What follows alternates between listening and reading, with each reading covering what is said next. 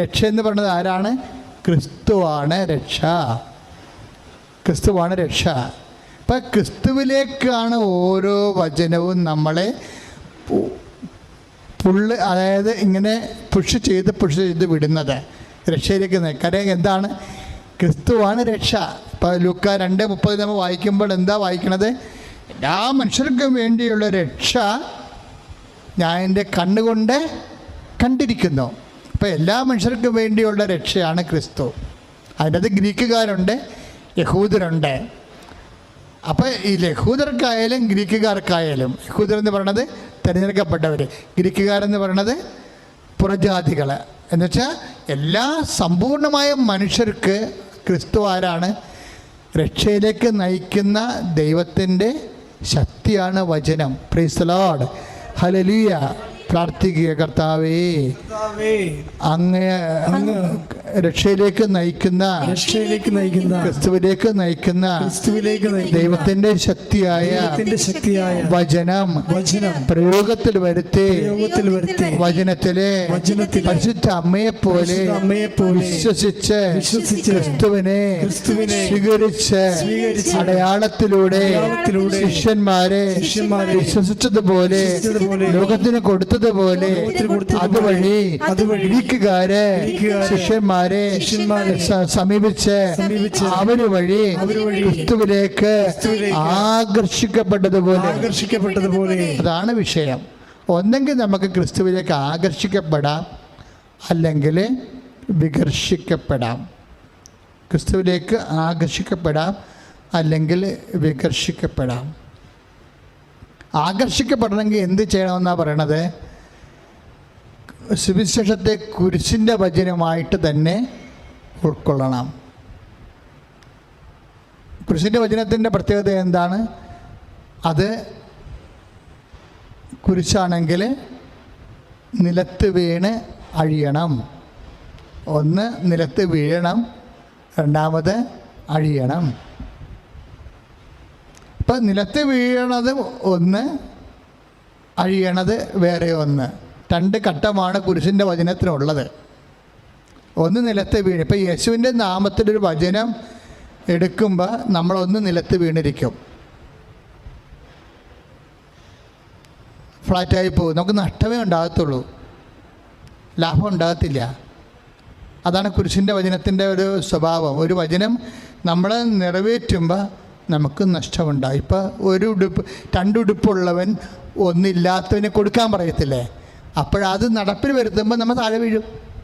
നമ്മൾ രണ്ടുടുപ്പിൻ്റെ ഗമയിൽ നടക്കിയിരുന്നല്ലോ, അപ്പോൾ നമ്മൾ താഴെ വീഴും. നമുക്കൊരു ഉടുപ്പിലെ പിന്നെ ഉണ്ടാകത്തുള്ളൂ.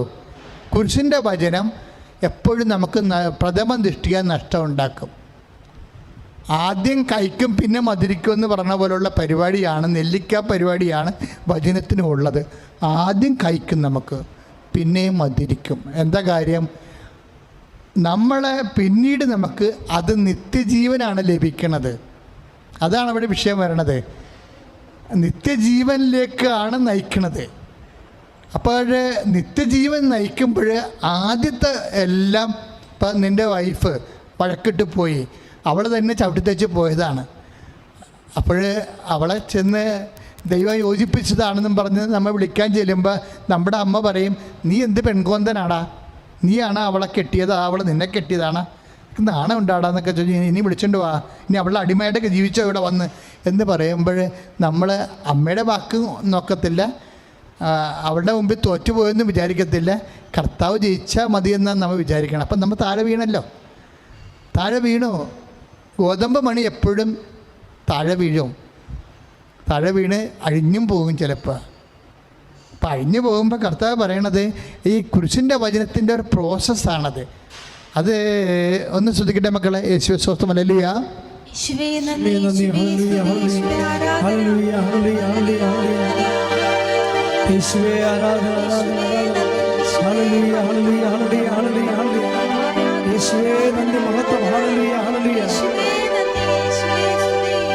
അപ്പോൾ 12:24 ഗ്രീക്കുകാർ വരാൻ പോണെന്ന് പറയുമ്പോൾ തന്നെയാണ് ഈശോ ഈ താഴെ വീണ കാര്യമൊക്കെ പറയണത്. എന്താ പറയണത്? 12:24 സത്യം സത്യമായി ഞാൻ നിങ്ങളോട് പറയുന്നു, ഗോതമ്പ് മണി നിലത്ത് വീണ് ഒന്ന്. രണ്ടാമത്തെ എന്താണ്? നിലത്ത് വീണാൽ മാത്രം പോരാ, അഴിയുകയും ചെയ്യും, നഷ്ടമായിരിക്കും. നിലത്ത് വീണ് അഴിയുന്നില്ലെങ്കിൽ അതേപടി ഇരിക്കും. ഇപ്പം കുരിശിൻ്റെ വചനത്തിനും കുരിശിൻ്റെ അല്ലാത്ത വചനത്തിനുമുള്ള ഒരു പ്രശ്നം എന്ന് വെച്ച് കഴിഞ്ഞാൽ, കുരിശിൻ്റെതല്ലാത്ത വചനം നാശത്തിലേക്കുള്ള വചനത്തിനുള്ള പ്രത്യേകത, അത് നിലത്തും വീഴത്തില്ല, അഴിയത്തുമില്ല, അതേപടി ഇരിക്കും. എല്ലാവർക്കും ഇഷ്ടം അതാണല്ലോ, അതേപടി ഇരിക്കാൻ. എല്ലാവർക്കും ഇഷ്ടം അതാണ്, അതേപടി ഇരിക്കണം. നേരത്തെ നമുക്ക് ഡിസ്റ്റർബൻസ് ഒന്നും ഉണ്ടാകരുത്, നമുക്ക് അസ്വസ്ഥത ഒന്നും ഉണ്ടാകരുത്, അതാണ് നമ്മൾ ആഗ്രഹിക്കുന്നത്. അതേപടി ഇരിക്കണം. ഇപ്പം അച്ഛന്മാരുടെ ട്രാൻസ്ഫർ നടക്കുന്ന സമയമാണ്. ഇപ്പം ചില അച്ഛന്മാർ വിചാരിക്കും ഈ ഇടവയിൽ തന്നെ ഇരുന്നാൽ കൊള്ളാമായിരുന്നെന്ന് പറഞ്ഞു, അതേപടി ഇരിക്കാൻ. ഞാനൊക്കെ ആഗ്രഹിച്ചിട്ടുണ്ട്. ഞാൻ കുറേ പള്ളി ഇരുന്നപ്പോൾ അതേപടി ഇരിക്കാൻ ആഗ്രഹിച്ചിട്ടുണ്ട്. അതേപടി ഇരിക്കാൻ നമുക്ക് ചേഞ്ച് ബുദ്ധിമുട്ടാണ്. പക്ഷേ കർത്താവിൻ്റെ വചനം പറയുമ്പോൾ നീ നിലത്ത് വീഴണമെന്ന് പറയും, അഴിയണമെന്ന് പറയും, അല്ലെങ്കിൽ അതേപടി ഇരിക്കും. അതേപടി ഇരുന്ന നാശത്തിലേക്കുള്ള വഴിയാണത്. ശ്രുതികട ഹല്ലേലൂയ, യേശുവേ സ്തോത്രം, ഹല്ലേലൂയ ഹല്ലേലൂയ യേശുവേ സ്തുതി, ഹല്ലേലൂയ ഹല്ലേലൂയ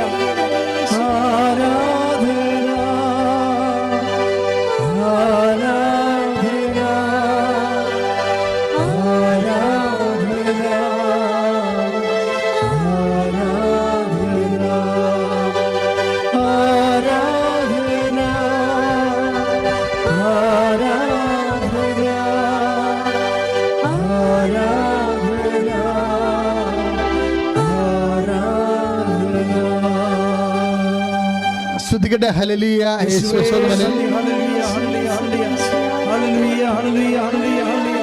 യേശുവേ സ്തുതി, ഹല്ലേലൂയ യേശുവേ ആരാധന ആരാധന, യേശുവേ മഹത്വം മഹത്വം മഹത്വം മഹത്വം, ഹല്ലേലൂയ ഹല്ലേലൂയ ഹല്ലേലൂയ യേശുവേ സ്തുതി സ്തുതി, ഹല്ലേലൂയ. 24 കണ്ടില്ലേ സഹോദരങ്ങളെ? 12:24 ഗ്രീക്കുകാർ വരുമ്പോഴാണ് ഈ ജ്ഞാനമെല്ലാം വരണത്. എന്നാ പറയണത്? 12:24 യോഹന്നാൻ, സത്യം സത്യമായി ഞാൻ നിങ്ങളോട് പറയുന്നു, ഗോതമ്പ് മണി നിലത്ത് വീണ് അഴിയുന്നില്ലെങ്കിൽ അത് അതേപടി ഇരിക്കും. അഴിയുന്നെങ്കിലോ അത് വളരെ ഫലം പുറപ്പെടുവിക്കും. തൻ്റെ ജീവനെ സ്നേഹിക്കുന്നവൻ അത് നഷ്ടപ്പെടുത്തുന്നു. ഈ ലോകത്തിൽ തൻ്റെ 25-ാം വാക്യം, തൻ്റെ ജീവനെ, യോഹന്നാൻ 12:22-25, തൻ്റെ ജീവനെ സ്നേഹിക്കുന്നവൻ അത് നഷ്ടപ്പെടുത്തുന്നു. ഈ ലോകത്തിൽ തൻ്റെ ജീവനെ ദ്വേഷിക്കുന്നവൻ നിത്യജീവന് വേണ്ടി അതിനെ കാത്തു സൂക്ഷിക്കുന്നു. അപ്പം അതേപടി ഇരിക്കുന്ന അവസ്ഥയാണ് നാശത്തിലേക്കുള്ള വഴി. അത് ചേഞ്ച് വരുത്തുന്ന അവസ്ഥയാണ് ഇപ്പം തന്നെ ആണ് നിത്യജീവനിലേക്ക്. അപ്പം നമ്മുടെ ഓരോ പ്രവർത്തനവും നിത്യജീവനാണ് നടപ്പിൽ വരുത്തണമെന്ന് ഓർക്കണം. ഇപ്പം ഞാൻ കഴിഞ്ഞ ദിവസങ്ങളിൽ ഒരു മരിപ്പിന് പോയി, പിന്നെ ഒരു കല്യാണത്തിനും പോയി, ഒരു വീട് വെഞ്ചരിക്കാനും പോയി. എൻ്റെ ഇടവകയെ തൈക്കടശ്ശേരി ചില സ്ഥലങ്ങളിലൊക്കെ ഈ അസുഖങ്ങളുള്ളതാണ്. അപ്പോൾ എന്നോട് ചില ആളൊക്കെ പറഞ്ഞ്, ഇപ്പം എന്തിനാ അച്ഛാ തിരക്കിട്ട് പോണേ, വല്ല കാര്യമുണ്ടോ, പോകേണ്ട കാര്യമുണ്ടോ, അതൊക്കെ കഴിയട്ടെ, ഇതെല്ലാം കഴിഞ്ഞ് സുഖപ്പെട്ട് കഴിയുമ്പോൾ നമുക്ക് വീട് വെഞ്ചരിപ്പ് തുടങ്ങിയാൽ പോരെ എന്ന് എന്നോട് ചോദിച്ചായിരുന്നു. അത് ശരിയാ. പല വീട് വെഞ്ചരിപ്പിന് ഞാൻ ചെല്ലുമ്പോഴുണ്ട് 10-25 പേരെ ഉണ്ടായത് അവിടെ. എല്ലാവരും മാസ്ക് ഒക്കെ ഇട്ടിട്ടുണ്ടായിരുന്നു. ഞങ്ങൾ സാനിറ്റൈസറൊക്കെ ഉപയോഗിച്ചിട്ടാണ് പോയെങ്കിലും അന്തരീക്ഷം അത്ര ഗുണകരമല്ല. പക്ഷേ ഞങ്ങൾ ചെന്നപ്പോൾ അത് വലിയ ആശ്വാസമായി അവിടെ. എന്താണ്, എല്ലാവരും ഒക്കെ ഒരേ വിറങ്ങലിച്ച് പ്രയാസപ്പെട്ടൊക്കെ ജീവിക്കണ കാലമല്ലേ. അപ്പോൾ അവർക്കൊന്നും മാറി താമസിക്കണം. അവർ വേറെ അന്യ നാട്ടിൽ നിന്ന് എൻ്റെ ഇടവകയെ വന്ന് പുതിയതായിട്ട് വീട് കെട്ടി താമസിക്കാൻ പോവുകയാണ്. അപ്പോൾ ചെന്ന് വെഞ്ചരിച്ച് കൊടുക്കണം അത്യാവശ്യമാണ്. അപ്പോൾ എന്തെല്ലാം ബുദ്ധിമുട്ടുണ്ടെങ്കിലും പോകണം. അപ്പോൾ എനിക്ക് അതേപടി ഇരിക്കാനുള്ളൊരു മോഹം തോന്നിയായിരുന്നു. ഞാനൊരു കല്യാണത്തിൽ പോയായിരുന്നു കഴിഞ്ഞ ദിവസങ്ങളിൽ. ഞങ്ങളൊരു 25 പേര് ആ കല്യാണത്തിനുണ്ടായിരുന്നു. അപ്പോഴും എന്നോട് പലരും പറഞ്ഞു, എന്തിനാണ് കല്യാണത്തിൽ പോണത്?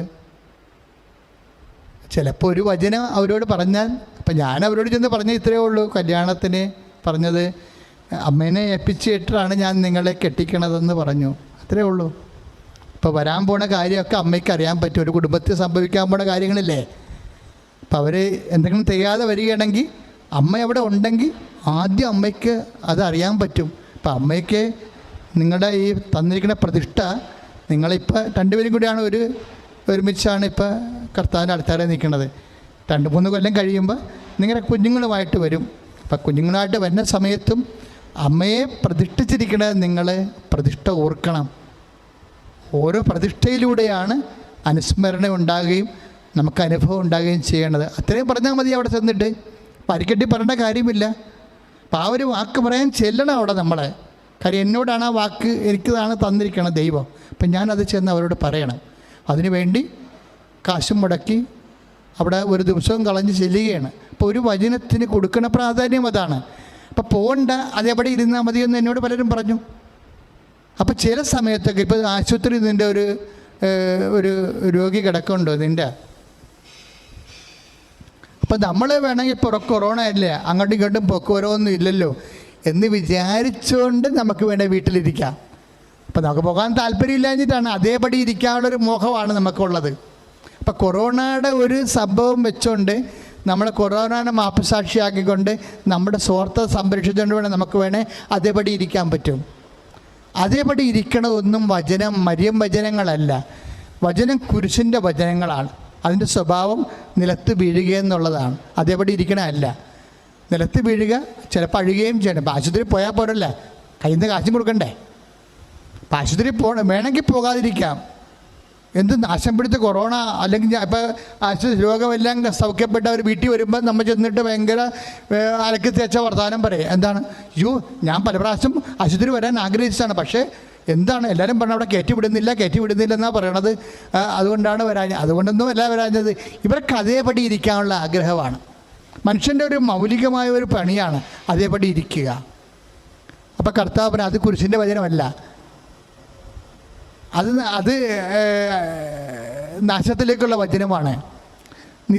അതേപടി ഇരുന്നില്ല എന്നുണ്ടെങ്കിൽ ഉടനെ പിന്നെ എന്താണ്, അഴിയും, സമൃദ്ധമായ വിളവ് നൽകും, നിത്യജീവനിലേക്കാണ്. നമ്മൾ ഓരോ സമയവും കുരിശിൻ്റെ വചനം എടുക്കണത് എന്തിനാണ്? ഈ ജീവിതത്തിന് വേണ്ടി മാത്രമല്ല. എന്തിനാണ്? നിത്യജീവനിലേക്കാണ്. അതാണ് അമ്മ ഒരിക്കലും അമ്മയെ അതേപടി ഇരുത്തിയിട്ടില്ല. അമ്മയെ ഒരിക്കലും ഈശോ വചനം സ്വീകരിച്ചതിന് ശേഷം പറഞ്ഞ എലിസബത്തിൻ്റെ വീട്ടിൽ വിട്ടു, തിരിച്ചു കൊണ്ടുവന്നു. വീട്ടിൽ പ്രസവിക്കുന്ന സമയത്ത് അവിടുന്ന് പറഞ്ഞു വിട്ടു, ബെത്ലഹേമിലേക്ക് പറഞ്ഞു വിട്ടു. അവിടെ പ്രസവിച്ചു. കുറച്ച് നാളം കഴിഞ്ഞപ്പോൾ അവിടെ അതേപടി ഇരിക്കാൻ പറ്റാതെ അവിടുന്ന് ഈജിപ്തിലോട്ട് പറഞ്ഞു വിട്ടു, തിരിച്ചു കൊണ്ടുവരുന്നു. ഒരിക്കലും അമ്മയെ അതേപടി ഇരുത്തിയിട്ടില്ല. കാര്യം അതേപടി ഇരിക്കാത്ത അവസ്ഥയെല്ലാം അഴിഞ്ഞ് ഫലം നൽകുന്ന.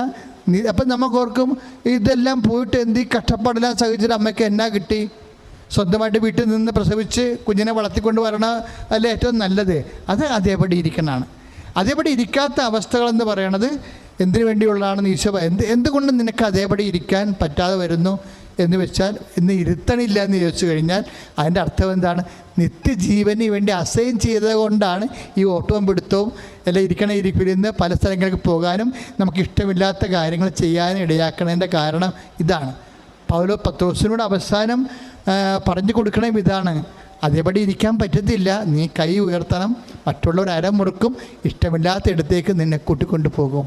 ദൈവമേതല്ലേ, നിൻ്റെ ജീവിതത്തിൽ എന്തെങ്കിലും കാര്യങ്ങൾ ഇതുപോലെ ഇഷ്ടമില്ലാത്തത് ചെയ്തേ പറ്റത്തുള്ളെങ്കിൽ അത് ഓർക്കണം, അത് ദൈവത്തിൻ്റെ ഇഷ്ടമാണെന്ന്. ഇതിൻ്റെ ബാക്കി വചനങ്ങൾ നമുക്ക് നാളെ ധ്യാനിക്കാം. നാളെയും നിങ്ങൾ ഈ ധ്യാനത്തിൻ്റെ ബാക്കി ഭാഗങ്ങൾ കിട്ടും. അപ്പോൾ നിങ്ങൾക്ക് കൂടുതൽ പ്രബുദ്ധതയും കൂടുതൽ അനുഗ്രഹവും വളരെ അർത്ഥവത്തായിട്ടുള്ള ക്രിസ്ത്യ സാക്ഷ്യത്തിനെ സഹായിക്കുകയും അമ്മയെപ്പോലെ തന്നെ നിങ്ങൾ യേശുവിൻ്റെ അമ്മയായി വചനം കേൾക്കുകയും അത് ജീവിക്കുകയും ചെയ്യുന്ന വഴി മാറാൻ കഴിയും. നിത്യജീവൻ നിങ്ങൾക്ക് അവകാശമാക്കുകയും ചെയ്യും. ശ്രുതികട്ടെ. ഹല്ലേലൂയ. യേശുവേ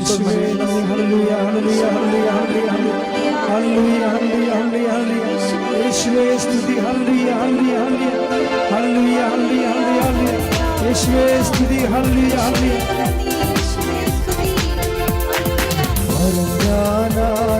വിശ്വസിക്കാത്ത ദൈവം ചെയ്യാൻ പോകുന്നു.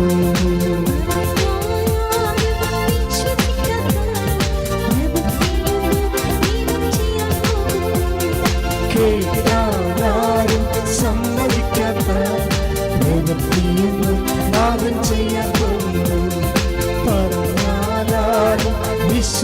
ചെയ്യാത്ത പ്രവൃത്തിയൊന്നും ദൈവം ചെയ്യാൻ പോകുന്നു. പരിശുദ്ധ അമ്മയ്ക്കും ഈശോയ്ക്കും 1000 നന്ദി. എൻ്റെ പേര് ലിൻസി ബാബു. ഞാൻ പുത്തുംകുരിശിൽ നിന്ന് വരുന്നു. യാക്കോബായ സഭയിൽപ്പെട്ട ആളാണ് ഞാൻ. എനിക്ക് കത്തോലിക്ക വിശ്വാസം അധികം അറിയില്ലായിരുന്നു.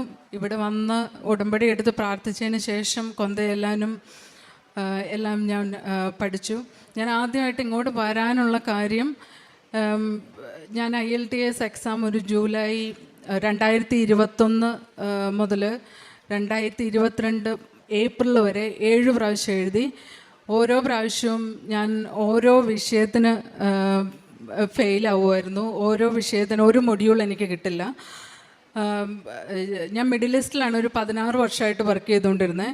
ആ സമയത്തൊക്കെ ഞാൻ IELTS എക്സാം ട്രൈ ചെയ്യുന്നുണ്ടായിരുന്നു.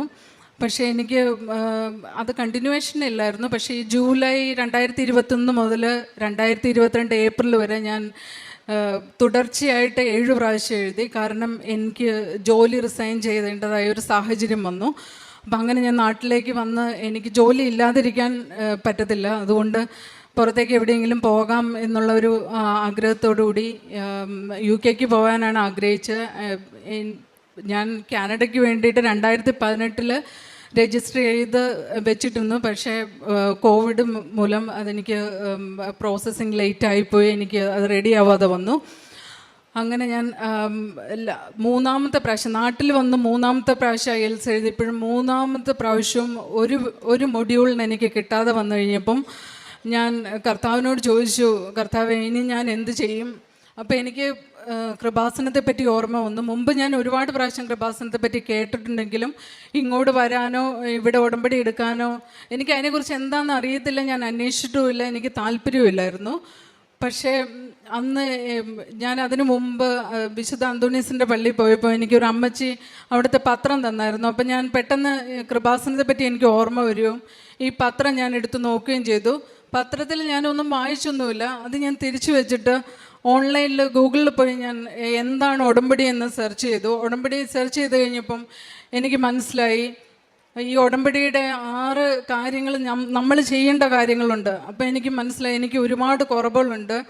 ഞാൻ എന്നിൽ ഒരുപാട് വ്യത്യാസങ്ങൾ വരേണ്ടതുണ്ട്. ഞാൻ എത്ര പ്രാർത്ഥിച്ചാലും എൻ്റെ കാര്യങ്ങൾ നടക്കാത്തതിൻ്റെ കാര്യം എന്നിലുള്ള കുറവുകളാണെന്ന് എനിക്ക് മനസ്സിലായി. എനിക്ക് ഒരാളോട്, എന്നെ ദ്രോഹിച്ച ഒരാളോട് ക്ഷമിക്കുക എന്നുള്ളത് വളരെ പ്രയാസപ്പെട്ട ഒരു കാര്യമായിരുന്നു.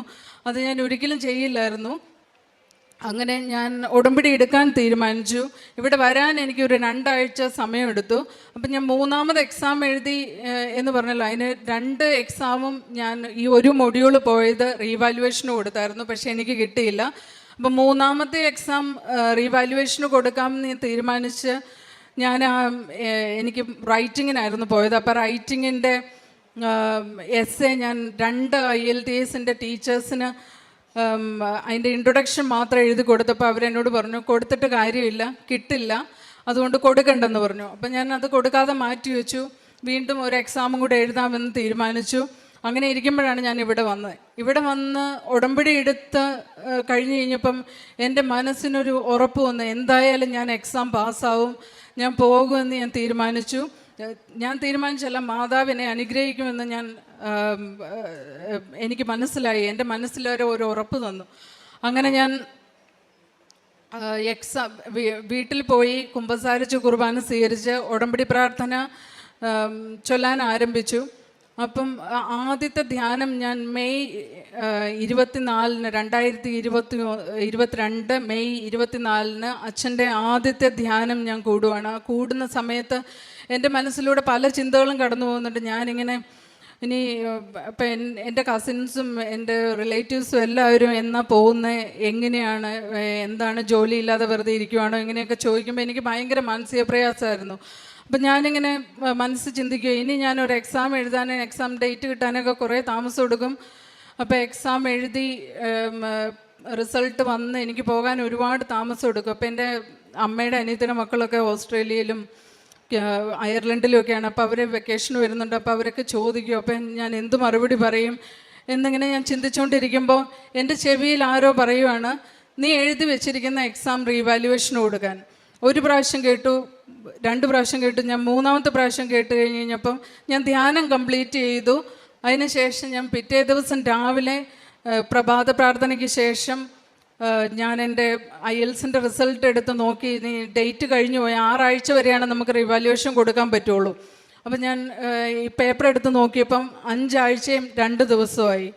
അപ്പം ഞാൻ എന്തായാലും ആരോടും പറഞ്ഞില്ല, റീവാലുവേഷന് സബ്മിറ്റ് ചെയ്ത് കഴിഞ്ഞിട്ട് ഇപ്പം ഞാനിപ്പോൾ എപ്പോഴും ഇവിടുത്തെ സാക്ഷ്യങ്ങൾ കേൾക്കുമായിരുന്നു. അപ്പം ഞാനൊരു ചേച്ചിയുടെ സാക്ഷ്യം കേട്ടു, പേരൊന്നും എനിക്ക് ഓർമ്മയില്ല.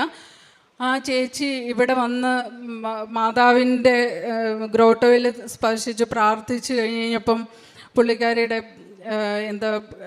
ഗവൺമെൻറ് ജോലിയായിരുന്നു പുള്ളിക്കാരിക്ക്. ട്രാൻസ്ഫർ വന്നത് മാറി കിട്ടി. അതും ജോയിൻ ചെയ്യാൻ ചെന്നപ്പോൾ തിരിച്ച് പഴയ സ്ഥലത്തേക്ക് പോയി ജോയിൻ ചെയ്തോളാൻ പറഞ്ഞിട്ട് ഒരു സാക്ഷി ഞാൻ കേട്ടു. അപ്പം ഞാൻ വിചാരിച്ചു ഇവിടെ വന്ന് ഞാൻ മാതാവിൻ്റെ അടുത്ത് പറയണം, എൻ്റെ റീവാലുവേഷൻ എടുത്ത പേപ്പർ മാതാവ് കറക്റ്റ് പറയണമെന്ന് എനിക്ക് തോന്നി. അങ്ങനെ ഞാൻ ബസ്സിൽ കയറി ഇവിടെ വരാൻ തോന്നി. ആദ്യത്തെ പ്രാവശ്യം ഞാൻ ഉടമ്പടി എടുക്കാൻ വന്നപ്പം എൻ്റെ കസിൻ എന്നെ കാറിൽ കൊണ്ടുവരുമായിരുന്നു. എനിക്ക് 16 വർഷമായിട്ട് ഞാൻ ദുബായിലായിരുന്ന കാരണം എനിക്കിവിടുത്തെ വഴിയും കാര്യങ്ങളും ഒന്നും അത്ര നിശ്ചയമില്ലായിരുന്നു. ചേർത്തലയ്ക്ക് വരണം എന്നാണ് ഞാൻ വിചാരിച്ചിരുന്നത്. കാരണം എനിക്ക് ആലപ്പുഴയാണ് പള്ളി എന്നുള്ള കാര്യം കൃത്യമായിട്ട് അറിയില്ലായിരുന്നു. അപ്പം ഞാൻ വീട്ടിൽ നിന്ന് പോകുന്നു. ഞാൻ എൻ്റെ അറിയാവുന്ന 1-2 പേരോടൊക്കെ ഞാൻ ചോദിച്ചായിരുന്നു, എൻ്റെ കൂടെ ആരെങ്കിലും വരുമോ എന്ന് ചോദിച്ചപ്പം ആർക്കും വരാൻ താല്പര്യമില്ലായിരുന്നു. എന്തായാലും എനിക്ക് വരേണ്ടത് കാരണം ഞാൻ തന്നെ പോകുന്നു. പോന വഴിക്ക് ഞാൻ ബസ്സിൽ കയറിയപ്പം ഒരു ചേച്ചിയോട് ഇതിനെക്കുറിച്ച് പറഞ്ഞു കഴിഞ്ഞപ്പം പുള്ളിക്കാരി എന്നോട് പറഞ്ഞു, ചേർത്തലയ്ക്കല്ല പോകേണ്ടത്, ആലപ്പുഴയ്ക്കാണ് പോകേണ്ടത് കൃപാസനത്തിൽ പോവുകയാണെങ്കിൽ എന്ന് പറഞ്ഞു. അങ്ങനെ ഞാൻ വൈറ്റിൽ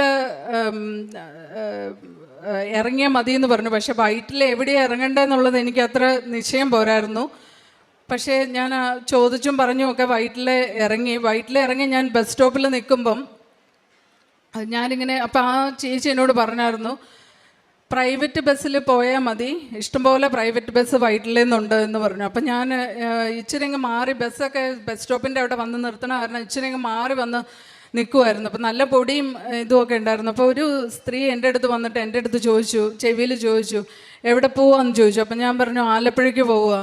അപ്പം എന്നോട് പറഞ്ഞു പ്രൈവറ്റ് ബസ്സിൽ കയറണ്ട, പ്രൈവറ്റ് ബസ് ഒത്തിരി ചുറ്റി വളഞ്ഞാണ് പോകുന്നത്, അങ്ങനെ ട്രാൻസ്പോർട്ട് ബസ് വരും ആലപ്പുഴയ്ക്കുള്ള, അതിനകത്ത് കയറിയാൽ മതി എന്ന്. ഞാൻ അവരോട് പറഞ്ഞിട്ടില്ല ഞാൻ പ്രൈവറ്റ് ബസ്സിൽ കയറാൻ നിൽക്കുവാന്ന്. പക്ഷേ അവരെന്നോട് ഇങ്ങനെ പറഞ്ഞു. ഓക്കെ, അത് കഴിഞ്ഞ് കുറച്ച് നേരം എൻ്റെ കൂടെ തന്നെ നിൽക്കുന്നുണ്ട്.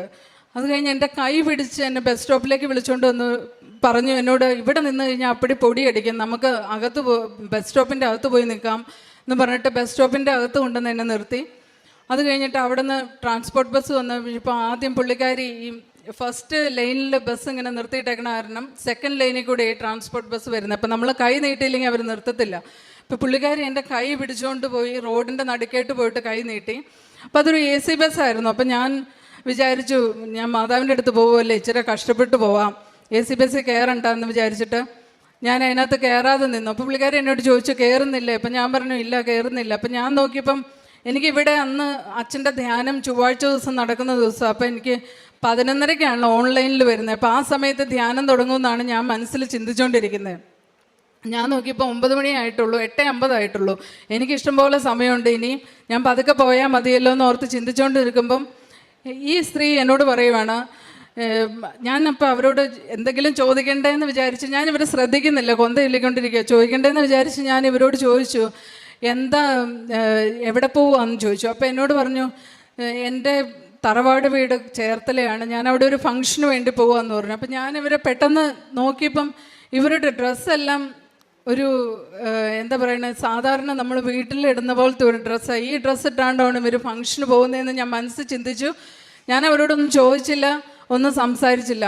അപ്പോൾ കുറച്ച് നേരം കഴിഞ്ഞപ്പോൾ ഇവർ പറയാണ്, അയ്യോ ബസ് വരുന്നില്ലല്ലോ, ഫംഗ്ഷൻ വൈകും എന്ന് പറഞ്ഞുകൊണ്ടിരിക്കുക. അത് കഴിഞ്ഞിട്ട് വീണ്ടും അടുത്തൊരു ബസ് വന്നു, ഒരു ഫാസ്റ്റ് പാസഞ്ചർ ആയിരുന്നു. വീണ്ടും ഇവരെൻ്റെ കൈ പിടിച്ച് നടുകെട്ട് കൊണ്ടുപോയി കൈ കാണിച്ചു, ബസ് കുറച്ചങ്ങ് മാറി നിർത്തി. അപ്പം ഞാൻ ഓടിപ്പോയി ബസ്സിൽ കയറി. ഞാൻ തിരിഞ്ഞു നോക്കിയപ്പോൾ ഇവർ കയറിയിട്ടില്ല, ഇവരെ എനിക്ക് കാണാനുമില്ല അവിടെ. എനിക്ക് ഉറപ്പാണ് അത് മാതാവായിരുന്നു എൻ്റെ അടുത്ത് വന്നത്, എന്നെ സഹായിച്ചെന്ന് എനിക്ക് ഉറപ്പാണ്. ഞാൻ ഇവിടെ വന്നു കഴിഞ്ഞപ്പം, ഇവിടെ കൃപാസനത്തിൽ ഞാൻ വന്നു കഴിഞ്ഞപ്പം ഓൾറെഡി ധ്യാനം തുടങ്ങിയിട്ട് 1 മണിക്കൂറായിരുന്നു. അപ്പം അവർ പറഞ്ഞ ഫങ്ഷൻ തുടങ്ങാറായി എന്ന് പറഞ്ഞത് തീർച്ചയായിട്ടും ഇവിടെ ധ്യാനം തുടങ്ങുന്ന കാര്യമാണെന്ന് എനിക്കിവിടെ വന്നിറങ്ങിയപ്പോഴാണ് മനസ്സിലായത്. അത് കഴിഞ്ഞ് ഞാൻ ഇവിടെ വന്ന് മാതാവിനോട് പറഞ്ഞിട്ട് പോയി എൻ്റെ കാര്യങ്ങൾ. മാതാവ് പോയി റിവാലുവേഷൻ ചെയ്താലാണ് എനിക്ക് ഇത് പാസ്സായി കിട്ടത്തുള്ളൂ, അല്ലാതെ ഞാൻ എഴുതിയത് വെച്ച് എനിക്ക് ഒരിക്കലും ഇത് പാസ്സാവാൻ പറ്റത്തില്ലെന്ന് ഞാൻ മാതാവിനോട് പറഞ്ഞു. ഞാൻ തിരിച്ചു ചെന്നു. ഒരു ഫ്രൈഡേ ഞാനിങ്ങനെ പ്രാർത്ഥിച്ച് ഇച്ചിരി ഒരു ഉറക്കം വന്നപ്പോൾ ഉച്ചയ്ക്ക് ജസ്റ്റ് ഒന്ന് മയങ്ങിപ്പോയി. ഒരു 3 മണി കഴിഞ്ഞ സമയത്ത് ഒന്ന് മയങ്ങി. ഒരു 15 മിനിറ്റ് തികച്ചും മയങ്ങിയൊന്നും എനിക്കറിയത്തില്ല. ഞാനൊരു സ്വപ്നം കാണുവാണ്. ഈശോ ഞാൻ കിടക്കുന്നതിൻ്റെ ഓപ്പോസിറ്റ് കുരിശി തറച്ച് കിടന്ന് എന്നെ ദയനീയമായി എന്നെ നോക്കുന്നത് ഞാൻ കണ്ടു. അപ്പോൾ ഈശോയുടെ കൈകൾ നമ്മൾ ഇതുവരെ കണ്ടിട്ടില്ലാത്ത ഒരു ഈശോയുടെ രൂപമായിരുന്നു. അതിന് താടി മീശ അങ്ങനെയൊന്നുമില്ല. അപ്പം ഞാനിങ്ങനെ ചിന്തിക്കുകയാണ്, ഇങ്ങനെ ഒരു ഈശോയെ ഞാൻ കണ്ടിട്ടില്ലല്ലോ. അപ്പം ഈശോയുടെ തിരുഹൃദയം, ഈശോയുടെ കുരിശ് തറച്ചു വെച്ചേക്കുന്ന കൈകളിലും കാലുകളിലും ഇങ്ങനെ കത്തി നിൽക്കുന്നുണ്ട്. അത് കഴിഞ്ഞ് ഞാൻ കണ്ണു തുറന്നു. പിറ്റേ ദിവസം ഞാൻ പള്ളിയിൽ പോയപ്പോൾ, ഞങ്ങളുടെ പള്ളി സെൻറ്റ് മേരീസ് ചർച്ചാണ്, അവിടെ മാതാവ് ഈശോയെ എടുത്ത് നിൽക്കുന്ന ഒരു ഫോട്ടോയാണ്. അപ്പം ഞാൻ നോക്കിയപ്പോൾ ആ ഉണ്ണി ഈശോയുടെ രൂപം തന്നെയായിരുന്നു ഞാൻ സ്വപ്നം കണ്ട ഈശോയ്ക്ക്. ഞാൻ ഒരിക്കലും പള്ളിയിൽ പോയി ആ ഉണ്ണീശോയെ നോക്കാറില്ല, ഈശോയെ മാതാവിനെ മാത്രമേ നോക്കി പ്രാർത്ഥിക്കാറുള്ളൂ. അപ്പോൾ എനിക്കൊരു അടയാളമായിട്ട് ഈശോ അത് കാണിച്ചു തന്നെന്ന് എനിക്ക് മനസ്സിലായി. പിറ്റേ ദിവസം രാവിലെ അല്ല, രാത്രി പ്രാർത്ഥന കഴിഞ്ഞ് ഞാൻ നോക്കുമ്പം എൻ്റെ മൊബൈലിൽ എൻ്റെ റിസൾട്ട് വന്ന് കിടക്കുന്നുണ്ട്. അപ്പം ഞാൻ ഒരു വിഷയത്തിനാണ് എനിക്ക് കിട്ടാത്തുള്ളൂ. അപ്പം ഞാൻ 2 എണ്ണം വെറുതെ വെച്ചതാണ്. ഏത് വിഷയത്തിനാണ് എനിക്ക് കിട്ടാത്തത് അതിൻ്റെ സ്കോർ അപ്ഗ്രേഡായിട്ട് വന്നു. ഞാൻ എക്സാം പാസ്സായി. ഒരാഴ്ചയ്ക്കുള്ളിൽ എനിക്ക് UK-യുടെ ഇൻ്റർവ്യൂ വന്നു.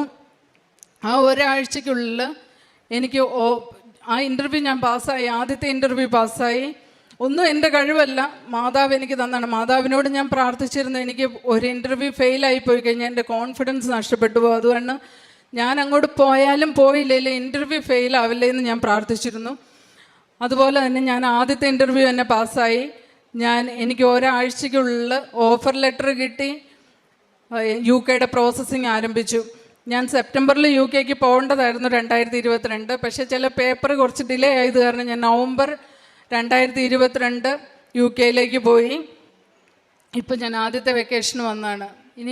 എനിക്ക് മാതാവ് ആദ്യം തന്ന അനുഗ്രഹം, ഞാൻ എപ്പോഴും UK-യിലേക്കോ ഏതെങ്കിലും വിദേശ രാജ്യങ്ങളിലേക്കോ പോകുമെന്ന് ആഗ്രഹിച്ചപ്പോൾ ഞാൻ മനസ്സിൽ ചിന്തിച്ചായിരുന്നു, എനിക്ക് സെർവൈക്കൽ സ്പോണ്ടൈലോസിസ് ഉണ്ട്. ഒരു 12 വർഷമായിട്ട്, ഞാനിവിടെ വരുന്ന സമയത്ത് ഒരു 12 വർഷമായിട്ട് ഞാൻ ഒരുപാട് ട്രീറ്റ്മെൻറ്റ് അതിന് വേണ്ടി എടുത്തായിരുന്നു. ആയുർവേദവും അലോപ്പതിയും എല്ലാ ട്രീറ്റ്മെൻറ്റും എടുത്തു. ഞാനൊരു നേഴ്സും കൂടെയാണ്. ഞാൻ ന്യൂറോ സർജനെയാണ് ലാസ്റ്റ് കണ്ടുകൊണ്ടിരുന്നത്. എനിക്ക് moderate level C4 to C7 protrusion ഉണ്ടായിരുന്നു. ഇനി അടുത്ത ഒരു സ്റ്റേജ് വന്നു കഴിഞ്ഞ് കഴിഞ്ഞാൽ സർജറി ചെയ്യേണ്ടി വരുമെന്ന് ഡോക്ടർ എന്നോട് ഓൾറെഡി പറഞ്ഞിട്ടുണ്ടായിരുന്നു. അപ്പം ഈ വേദനയും വെച്ചുകൊണ്ട് ഞാനൊരു വിദേശ രാജ്യത്ത് പോയി കഴിഞ്ഞാൽ ഞാൻ അവിടെ എങ്ങനെ ജോലി ചെയ്യുമെന്നോർത്ത് എനിക്ക് ഭയങ്കര മാനസിക പ്രയാസമായിരുന്നു. പക്ഷേ എനിക്ക് ജോലി ചെയ്യാതിരിക്കാനും പറ്റത്തില്ല. അതുകൊണ്ട് അത് എൻ്റെ മനസ്സിലുണ്ടായിരുന്നു. ഞാൻ ഇവിടെ ആദ്യമായിട്ട് ഉടമ്പടി എടുക്കാൻ വന്ന് തിരിച്ചു പോയി. അന്ന് തന്നെ എനിക്ക് രോഗസൗഖ്യം കിട്ടി. എനിക്ക് ഒരു ദിവസം പോലും തൈലവും കുഴമ്പും തൂക്കാതെയോ ആരെങ്കിലും മസാജ് ചെയ്ത് തരാതെയോ ചൂട് പിടിക്കാതെയോ ഉറങ്ങാനേ പറ്റത്തില്ലായിരുന്നു. ഈ 44 വയസ്സ് എനിക്കിപ്പോൾ ഉള്ളൂ. എൻ്റെ റൂമിലേക്ക് കയറിയ ഒരു 60 വയസ്സ് കഴിഞ്ഞ ആളുടെ റൂമിലേക്ക് കയറുന്ന ഫീലായിരുന്നു. കാരണം കുഴമ്പിൻ്റെയും തൈലത്തിൻ്റെയും മണമായിരുന്നു എൻ്റെ റൂമിൽ മുഴുവൻ. അങ്ങനെ ഞാൻ അന്ന് തന്നെ തിരിച്ചു ചെന്ന് കഴിഞ്ഞ് പിറ്റേ ദിവസം മുതൽ എനിക്ക് അന്ന് മുതൽ ഫീൽ ചെയ്യുന്നുണ്ട് എനിക്ക് വേദന ഇല്ലല്ലോ എന്ന്. അപ്പം എനിക്ക് സംശയമായി, ഇത് എനിക്ക് മാറിയതാണോ അല്ലാതെ എനിക്ക് തോന്നുന്നതാണോ എന്ന് സംശയം വന്നു. അപ്പം ഞാൻ അതിൻ്റെ പിറ്റേ ദിവസം എനിക്കൊരു ഭയങ്കര തലവേദന വന്നു. തലവേദന എനിക്ക് ഇതിൻ്റെ കൂടെ എപ്പോഴും വരുന്നതാണ്. അപ്പം ഞാൻ വിചാരിച്ചു എനിക്കിത് മാറിയിട്ടില്ല. അപ്പം ഞാൻ എൻ്റെ മോനോട് പറഞ്ഞു എനിക്ക് കുറച്ച് കുഴമ്പിട്ട് തിരുമ്പി തരാൻ പറഞ്ഞു. അപ്പോൾ കുഴമ്പിട്ട് തിരുമ്പുന്ന സമയത്ത് ഇവൻ എന്നോട് പറഞ്ഞു, മമ്മിയുടെ ഷോൾഡറിൻ്റെ മസിൽസൊക്കെ ഭയങ്കര സോഫ്റ്റ് ആയിട്ടുണ്ടല്ലോ എന്ന്.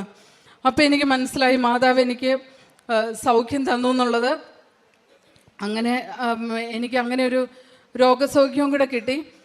പിന്നെ മൂന്നാമത്തെ കാര്യം, ഞങ്ങൾക്ക് 15 വർഷമായിട്ട് ഷെയർ കിട്ടിയ സ്ഥലമായിരുന്നു, അത് വിൽക്കാൻ പറ്റുന്നില്ലായിരുന്നു. അപ്പം ഞാൻ എപ്പോഴും ഞങ്ങൾ താമസിക്കുന്ന വീടിൻ്റെ അവിടെ ഉപ്പിട്ട് വിശ്വാസ പ്രമാണം ചൊല്ലി കൃപാസനത്തിൻ്റെ പ്രാർത്ഥനയും ചൊല്ലി പ്രാർത്ഥിക്കുമായിരുന്നു ഈ സ്ഥലം ഒന്ന് വിറ്റ് കിട്ടാനായിട്ട്. 15 വർഷമായിട്ട് വിൽക്കാൻ പറ്റുന്നില്ലായിരുന്നു. അവസാനം ഒരു ധ്യാനത്തിൽ ഒരു ദിവസം ഞാനൊരു മാതാവിനോട് ഒരു ഡേറ്റ് വെച്ച് പ്രാർത്ഥിച്ചു. ഞാൻ നവംബറിൽ UK പോവും, മാർച്ച് അവസാനമാകുമ്പോഴത്തേക്കിന് എൻ്റെ ഹസ്ബൻഡും മോളും കൂടി അങ്ങോട്ട് വരും. അപ്പോൾ ഹസ്ബൻഡ് പോന്നു കഴിഞ്ഞാൽ എൻ്റെ വിൽപ്പന ഭയങ്കര തടസ്സമായിരിക്കും. അപ്പോൾ അതുകൊണ്ട് അതിന് മുമ്പ് എനിക്കിതൊന്ന് വിൽക്കാൻ സാധിക്കണേ എന്ന് ഞാൻ മാതാവിനോട് പ്രാർത്ഥിക്കുമായിരുന്നു. ഒരു ധ്യാനത്തിൽ, ഞാൻ പോകുന്നതിന് മുമ്പ് ഒരു ധ്യാനത്തിൽ ജോസഫ് അച്ഛൻ പറഞ്ഞു, ഈ ഒരുപാട് നാളായിട്ട് സ്ഥലം വിൽക്കാൻ പറ്റാത്ത ഒരാളുടെ സ്ഥലം വിൽപ്പന നടക്കുമെന്ന് കർത്താവ് പറയുന്നുണ്ട്, വിഷമിക്കണ്ട, ഇങ്ങനെ പറഞ്ഞു. അപ്പം ഞാൻ ഇപ്പോൾ അച്ഛൻ ധ്യാനത്തിൽ ഇങ്ങനെ പറഞ്ഞു, ഒരു കുന്നിൻ്റെ മുകളിലിരിക്കുന്ന സ്ഥലമാണെന്ന് പറഞ്ഞു. അപ്പം ഞാൻ എപ്പോഴും മനസ്സിൽ ചിന്തിക്കാറുണ്ട്, ഈ കുന്നിൻ്റെ മുകളിലിരിക്കുന്ന സ്ഥലമായതുകൊണ്ടാണ് ഇത് വിറ്റ് പോകാത്തതെന്ന്. അതുപോലെ തന്നെ എൻ്റെ ഹസ്ബൻഡ് മാർച്ച് 28, 2022 അങ്ങോട്ട് വന്നു. അതിനു മുമ്പായിട്ട് ഒരാഴ്ച മുമ്പ് ഈ സ്ഥലം കച്ചവടമായി. അങ്ങനെ അത് കഴിഞ്ഞു. ഇനി അടുത്ത ഒരു കാര്യം, എൻ്റെ ഡ്രൈവിംഗ് ലൈസൻസാണ്. ഞാൻ UK പോയപ്പം നമ്മൾ UAയിൽ നമുക്ക് ഡ്രൈവിംഗ് ലൈസൻസ് ഉണ്ടെങ്കിൽ ആ ഡ്രൈവിംഗ് ലൈസൻസ് നമുക്ക് UK കൺവേർട്ട് ചെയ്ത് തരും. UK പോയി ഡ്രൈവിംഗ് ലൈസൻസ് എടുക്കുക എന്ന് പറഞ്ഞു കഴിഞ്ഞാൽ അത് വളരെ ബുദ്ധിമുട്ടുള്ള കാര്യമാണ്. അപ്പം ഞാൻ അവിടെ ചെന്ന് കഴിഞ്ഞാൽ പക്ഷേ ഞാൻ നവംബറിലാണ് UK സെപ്റ്റംബറിൽ എൻ്റെ ലൈസൻസ് എക്സ്പയർ ആയി പോയായിരുന്നു. പക്ഷേ ഞാൻ എല്ലാ പേപ്പർ വർക്കുകളും കാര്യങ്ങളും ഒക്കെ ആയിട്ട് പോയി. അവിടെ ചെന്നൊരു 2 ആഴ്ച കഴിഞ്ഞപ്പം ഞാൻ ഈ ഡ്രൈവിംഗ് ലൈസൻസിന് അപ്ലൈ ചെയ്തു.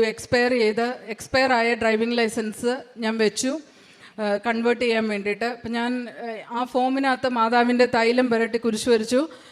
എക്സ്പയറി ഡേറ്റിനകത്ത് മാതാവിൻ്റെ കാശുരൂപം മുത്തി പ്രാർത്ഥിച്ചു. മാതാവിനോട് പറഞ്ഞു, എനിക്ക് ഈ ഡ്രൈവിംഗ് ലൈസൻസ് ഒന്ന് കൺവേർട്ട് ചെയ്ത് തരണം. ഇവിടെ ഇനി ഡ്രൈവിംഗ് ലൈസൻസ് എടുക്കുക എന്നുള്ളത് ഒരുപാട് പൈസ ചിലവും കഷ്ടപ്പാടുമുള്ള കാര്യമാണ്. മാതാവ് എനിക്കിതൊന്ന് ശരിയാക്കി തരണം എന്ന് പ്രാർത്ഥിച്ച് ഞാനത് വിട്ടു. 2 ആഴ്ച കഴിഞ്ഞപ്പം എൻ്റെ ഡ്രൈവിംഗ് ലൈസൻസ് റിന്യൂ ചെയ്ത് വന്നു.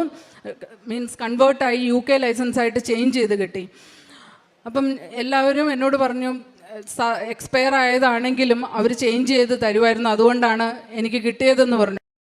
ഇതിന് ശേഷം എൻ്റെ കൂടെ വന്ന ഒരു കുട്ടിയുടെ ഹസ്ബൻഡിനും ഇതുപോലെ എക്സ്പയർ ആയ ലൈസൻസ് ഉണ്ടായിരുന്നു. അവരത് സബ്മിറ്റ് ചെയ്തു. പക്ഷേ അവർക്കൊരു വലിയ ലെറ്റർ തിരിച്ചു വന്നു, എക്സ്പയർ ആയ ലൈസൻസ് റിന്യൂ ചെയ്ത് കൊടുക്കാൻ പറ്റത്തില്ല, അതുകൊണ്ട് റിന്യൂ ചെയ്യാൻ പറ്റത്തില്ലെന്നും പറഞ്ഞുകൊണ്ട് അവരുടെ ലൈസൻസ് തിരിച്ചയച്ചു കൊടുത്തു. അപ്പോഴാണ് എനിക്കും ഇത് മാതാവ് ചെയ്തു തന്നതെന്ന് ഉറപ്പായി മറ്റുള്ളവരെ ഉറപ്പിക്കാനും പറ്റി. പിന്നെ മറ്റൊരു കാര്യം, ഞങ്ങൾ UK താമസിച്ചുകൊണ്ടിരുന്നപ്പം അവിടെ ഒരു വാടക വീട്ടിൽ താമസിച്ചുകൊണ്ടിരുന്നപ്പോൾ ആ വീട്ടിലേക്ക് ഒരു കാർ ഇടിച്ചിട്ട് ഞങ്ങൾക്ക് വേറൊരു അക്കോമഡേഷൻ ഇൻഷുറൻസ് അറേഞ്ച് ചെയ്ത് തന്നു. അപ്പോൾ അവിടെ താമസിക്കുന്ന സമയത്ത് ഞാനൊരു ഉടമ്പടി എടുത്തു. അപ്പോൾ എനിക്ക് കുറച്ച് പ്രാർത്ഥനയിലും കാര്യങ്ങളിലൊക്കെ കുറവ് വന്നായിരുന്നു.